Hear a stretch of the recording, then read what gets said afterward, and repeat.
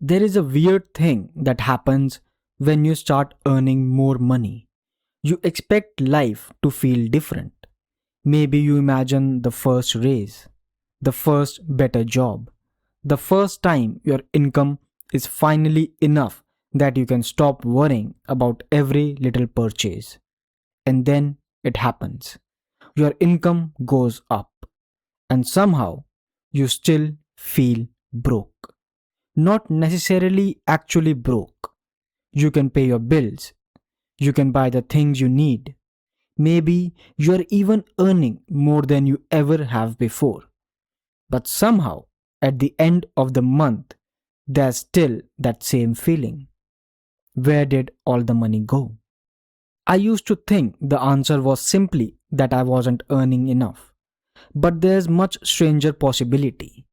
Maybe sometimes the problem isn't how much money comes in. Maybe it's what happens to your life immediately afterward. Imagine two versions of the same person. Let's call him Alex. Alex is making $2,000 a month. He is not living some extravagant lifestyle. He has a normal apartment, a normal phone. He cooks sometimes, he goes out sometimes. He has a few subscriptions. Nothing about his life looks ridiculous. Then Alex gets a new job. Now he makes $3,000. And for the first few weeks, it feels amazing. There's this little psychological shift. He doesn't have to think quite as hard before buying something.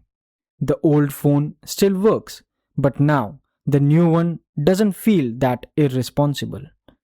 The old apartment is fine, but maybe a slightly nicer one would be worth it. He starts ordering food a little more often. He upgrades a few things. Nothing huge, that's important. Because this usually doesn't happen like this. $2,000 income to $3,000 income, and then to completely insane spending. It's much quieter. It's $2,000 to $3,000, and then it's only another $30. I can afford this now. I have been working hard. What's the point of earning more if I can't enjoy it? And none of those sentences are actually wrong. That's what makes this so difficult. And I want to be careful here. This isn't a video about telling you to stop enjoying your money. That's not the lesson. If you earn more and you want to live better, good. Money is supposed to make life better. The strange part is what happens when every increase in income immediately becomes a new permanent expense. Because some purchases aren't really purchases, they become commitments. A cheaper apartment can become a more expensive apartment. A basic phone can become a phone plan. One streaming service becomes five. Cooking at home becomes delivery twice a week. A small holiday becomes an expectation that every year has to be better than the last. And slowly, the extra money stops being extra. It becomes part of the minimum amount of money you now need to feel normal. That's the trap.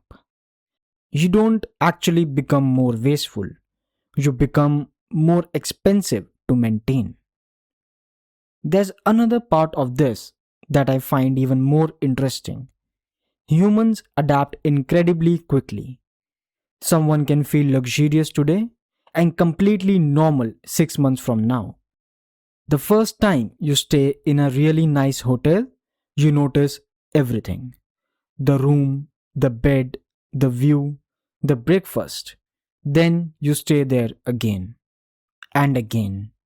Eventually, you don't think, wow, this is amazing. You think, why is the room so small? And that happens with money too. The standard moves. That's why someone can earn significantly more than they did 5 years ago and still genuinely feel like they are struggling. Their life changed, but the definition of normal changed with it. Now, let's make this practical. Suppose you earn $2,000. You spend 1700. Now you have 300 left. Then your income rises to $3,000. You might think, great, now I have $1,300 left. But that's not actually what happens. Maybe your new life cost $2,500. Suddenly, you have only 500 left. You earned an extra 1,000, but only 200 of it became financial freedom. And that's the number I think is much more interesting than salary. Not how much do I earn, but how much of my additional income actually stays mine. Because that's where things start getting different. This is where I don't want to turn this into one of those videos where I tell you to stop buying coffee and suddenly you will be a millionaire. That's not how this works. If you're earning very little, saving every possible dollar can only take you so far. There is a floor to how much you can cut. You still need somewhere to live. You still need food. You still need transportation. You still have bills. Which is why, especially early on, increasing income can be enormously important.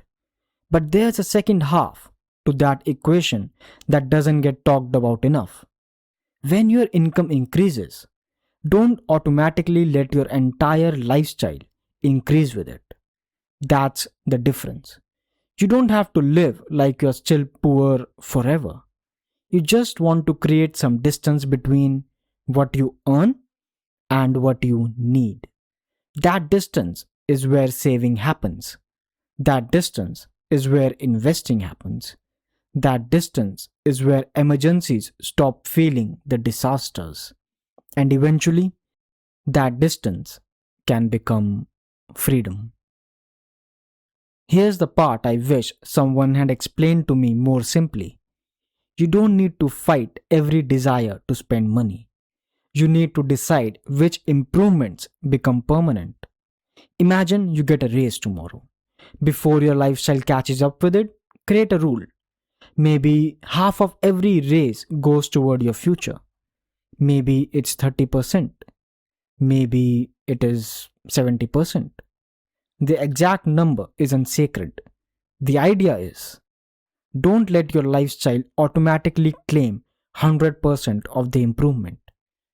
So if your income rises by $500, don't immediately think, what can I buy with the extra 500? Ask, how much of this do I want my future self to keep? That's a very different question, and it works everywhere. If your income goes from 40,000 to 50,000 a year, the same principle applies. You don't have to pretend that some amount of money is still your limit. Maybe you spend some of that extra money. Maybe you improve your life. But perhaps 300 or 500 of it quietly disappears into savings or investments before your lifestyle gets a chance to absorb it. Now your raise actually changed something.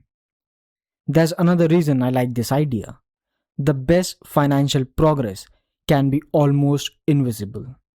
Nobody sees the money you didn't spend. Nobody congratulates you for not upgrading your phone. Nobody knows that you automatically moved some of your income into savings on payday. Nobody looks at your bank account and says, wow, excellent decision not to buy that thing. And honestly, that's probably a good thing.